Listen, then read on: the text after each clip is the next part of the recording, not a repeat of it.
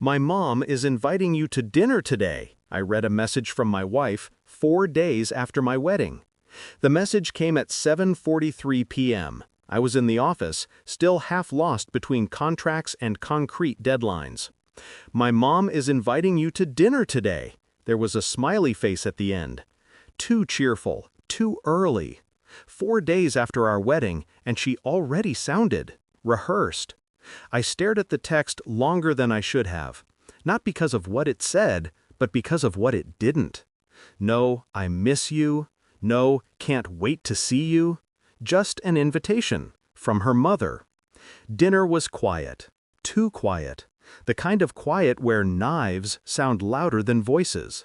Her mother, Lena, watched me with that polished smile rich people wear when they're trying to evaluate your price. The wine tasted like varnish, the food like silence. They spoke in Italian sometimes, soft laughter hidden under their breath. I asked her once, politely, "What did you say?" My wife smiled. Nothing important, just a joke. But I caught the look, that quick, fleeting glance between them, amusement, not affection. I've seen it before, in boardrooms, in negotiations. It's the look people share when they think they're smarter than you. 2 days later, she came home late. Perfume that wasn't hers. Hair out of place. Eyes that didn't meet mine. I didn't ask. I just smiled. When she showered, I checked her phone. Old habits from corporate wars die hard. Hidden folder. Locked messages. But she'd forgotten the one thing everyone forgets. Backups. "You shouldn't have married him so soon," her mother had texted. "He's useful, but temporary." My wife replied with a heart emoji. I read it 3 times, once as a husband, once as a lawyer, once as a man who finally understood what silence costs. They didn't just plan to use me, they planned to own me. The next morning, I was calm, detached, like I'd been waiting for this all my life. I went to work as usual, drafted a contract transfer, shifted 3 properties, one of which her family thought they'd control, into a trust under my firm's name. Legal, clean, invisible. Then I scheduled dinner. Same house, same table, same smile. That evening she looked nervous. Her mother looked triumphant. They thought I was coming to apologize, to explain my distance. Lena poured the wine again. Her nails were perfect. Her laugh rehearsed. Halfway through the meal, she leaned toward her daughter, whispered something in Italian. They laughed. A small, cruel laugh.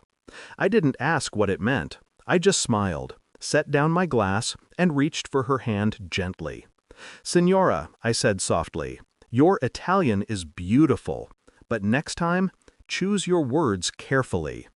Her eyes froze. The smile collapsed mid-breath. I continued in flawless Italian. "The property you wanted is already gone. I transferred it this morning. And the firm you thought you could influence now owns your debt." The room went dead. Her daughter, the woman I called my wife, stared at me like she'd seen a ghost. I leaned back, slow and quiet. "I learned Italian for her," I said, nodding toward my wife. "I thought it would bring me closer to her family. Seems it did." No one spoke after that. The ticking clock filled the space between us. When I stood, I left my wedding ring beside the half-empty glass. Not thrown, not bitter, just placed. A closing statement. My wife's lips trembled. Her mother tried to speak, but all that came out was air. Outside, the night felt cleaner than it had in years. No noise, no warmth, just clarity. I didn't feel victorious, only empty, like the truth had finally burned everything false away. In real estate, we call it clear title. No liens, no claims, just ownership. That's what I had now, ownership of myself. When I got to the car, I checked my phone one last time.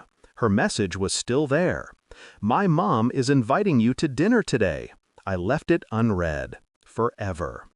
And as the city lights blurred past the windshield, I realized some dinners are invitations, others are traps. Either way, I always bring the knife.